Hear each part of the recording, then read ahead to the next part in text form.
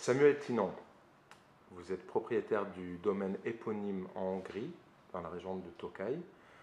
Merci d'être avec nous aujourd'hui chez Lavinia. Dites-nous un petit mot sur votre parcours. Vous venez d'une région qui connaît bien le botrytis.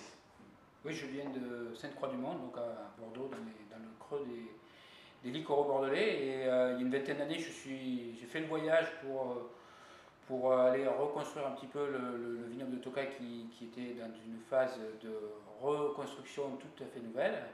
Et aujourd'hui, je suis propriétaire de 5 hectares de vignes et je distribue ma production dans une quinzaine de pays en Europe et dans le reste du monde. Et donc avec un lien assez fort avec Lavinia pour essayer de repositionner ces vins sur les grandes tables. Historiquement, il y a une tradition à Paris de consommation des grands Tokaj qui existaient au XIXe siècle.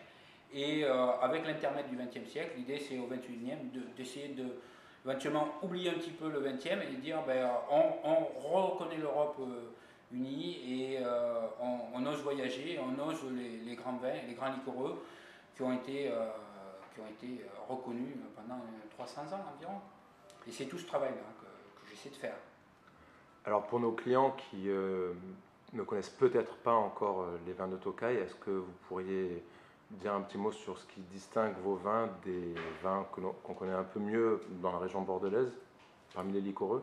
Alors on a un point commun, c'est le botrytis.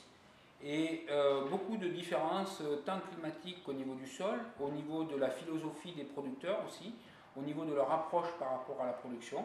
La nature est complètement différente, on vendange de façon complètement différente, on vinifie de façon complètement différente et on consomme les vins de façon quand même relativement différente aussi parce que sur les sauternes, c'est des vins qu'on va avoir tendance à mettre à l'apéritif et éventuellement en dessert.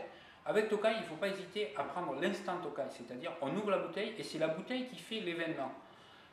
Après, on peut prendre un petit biscuit à côté, on peut prendre quelque chose d'accompagnement, mais l'événement, c'est la bouteille que l'on ouvre.